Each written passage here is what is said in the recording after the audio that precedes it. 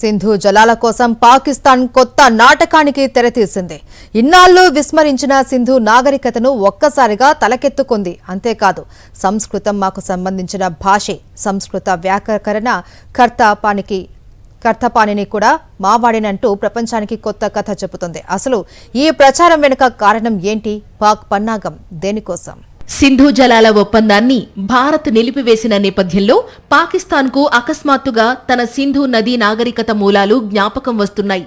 తన మూలాలు క్రీస్తుపూర్వం 3300 సంవత్సరం నాటి సింధు నాగరికతతో మొదలవుతాయంటూ చాటుకుని జల ప్రయోజనం పొందే ప్రయత్నం చేస్తోంది.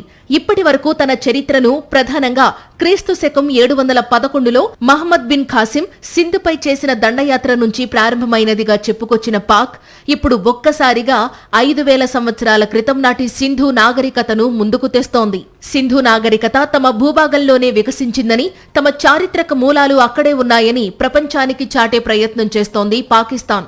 అంతేకాదు, సంస్కృత భాషతోనూ తమకు సంబంధం ఉందని ప్రచారం చేస్తోంది. లాహోర్ యూనివర్సిటీలో సంస్కృత కోర్సులు ప్రారంభించడం, సంస్కృత అధ్యయనానికి ప్రాధాన్యం ఇవ్వడం కూడా ఈ వ్యూహంలో భాగంగానే కనిపిస్తోందని విశ్లేషకులు చెబుతున్నారు. ఇంకా ముందుకెళ్లి ప్రపంచ ప్రఖ్యాత సంస్కృత వ్యాకరణకర్త పాణిని ప్రస్తుత పాకిస్తాన్లోని స్వాబీ ప్రాంతంలో జన్మించారని, తక్షశిల విశ్వవిద్యాలయంలో బోధించారని సోషల్ మీడియాలో ప్రచారం చేస్తున్నారు. అంతర్జాతీయ మద్దతు కూడగట్టేందుకు విదేశీ రాయబారులను తక్షశిల వంటి చారిత్రక ప్రదేశాలకు పాక్ తీసుకెళుతోంది.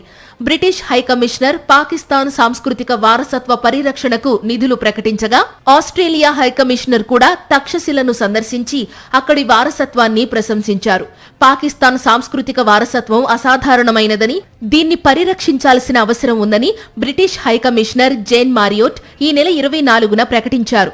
ఈ చర్యలన్నీ సింధు జలాలపై తమ హక్కు వాదనకు చారిత్రక బలం చేకూర్చే ప్రయత్నమని పరిశీలకులు అభిప్రాయపడుతున్నారు.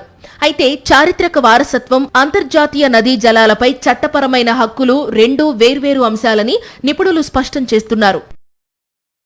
మరిన్ని అప్డేట్స్ కోసం ఛానల్ను సబ్స్క్రైబ్ చేయండి. నోటిఫికేషన్స్ కోసం బెల్ ఐకాన్ పై క్లిక్ చేయండి.